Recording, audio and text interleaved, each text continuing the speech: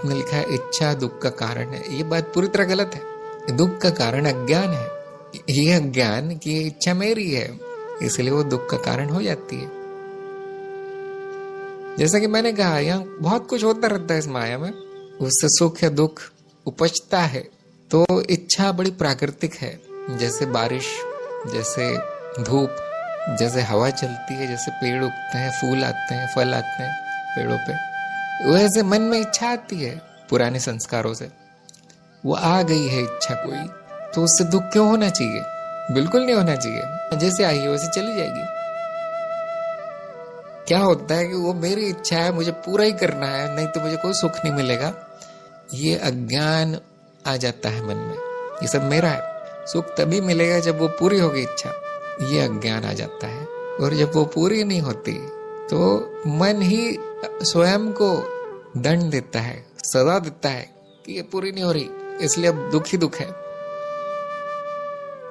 मानसिक एक प्रकार का नाटक है। कोई भी इच्छा दुख नहीं दे सकती।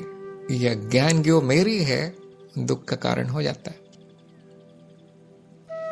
जैसे ही आपके मन में विचार आएगा कि ये आ रही है, जैसे आती है बाकी हर चीजें मन में जो चलता रहता है, वैसे कोई इच्छा भी आ रही है, वो मेरी नहीं है। न उससे सुख हो मिलेगा, न उससे दुख मिलेगा। वो त्याग हो गया।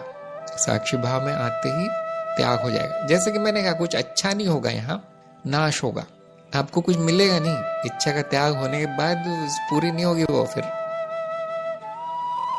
तो आपने लिखा है त्याग स्वतः नहीं हो रहा, तो क्या करना चाहिए? ये देखिए कि अज्ञान कहाँ है मेरा, कौन सा अज्ञान बचा है। ये आनी जानी वृत्तियों को, इच्छाओं को मैंने मेरा क्यों मान लिया? इसको सच क्यों मान लिया? ये क्यों मान लिया कि इसको पूरा करना ही जरूरी है? होती है तो होगी, नहीं होती तो नहीं होगी। इसमें मेरा क्या जा रहा है? मैं पूर्ण हूँ, मैं अस्तित्व तो स्वयं हूँ। अब उसमें एक छोटी सी चीज नहीं हो रही है, हो रही है, तो उससे मुझे क्या फर्क पड़ेगा? मेरा आनंद तो वही जो पहले था।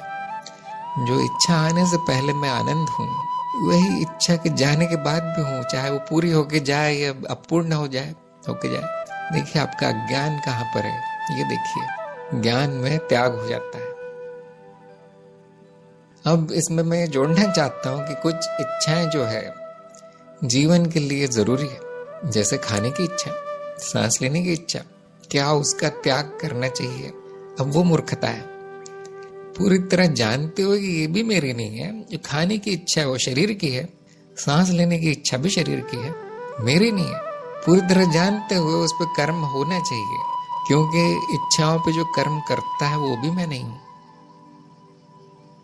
अगर ये मन में विचार आता है कि नहीं मैं ये रोक लूंगा, ये सब नहीं होने दूंगा क्योंकि मैं तो साक्षी हूं, तो वो भी अज्ञान है, क्योंकि कोई करने वाला भी नहीं है, कोई रोकने वाला भी नहीं है, वो अपने आप होता है।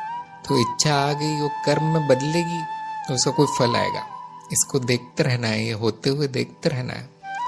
अगर वो इच्छा जरूरी है तो पूर्ण होकर रहेगी, चाहे वो दुख दे चाहे सुख दे, कुछ भी दे।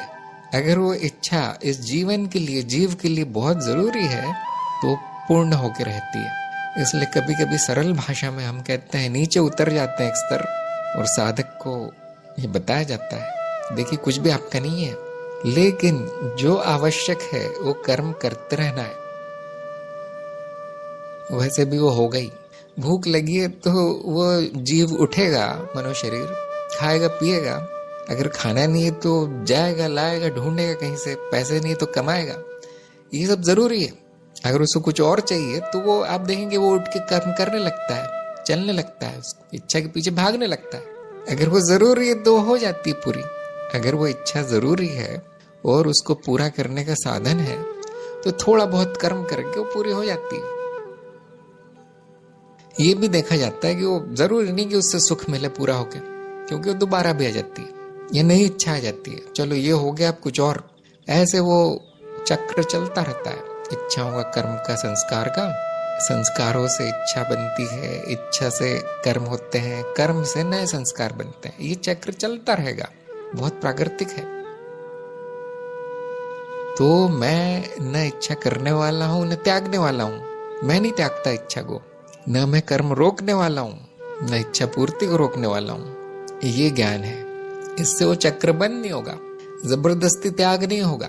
ध्यान रखिए, क्योंकि त्याग करने वाला कोई नहीं है।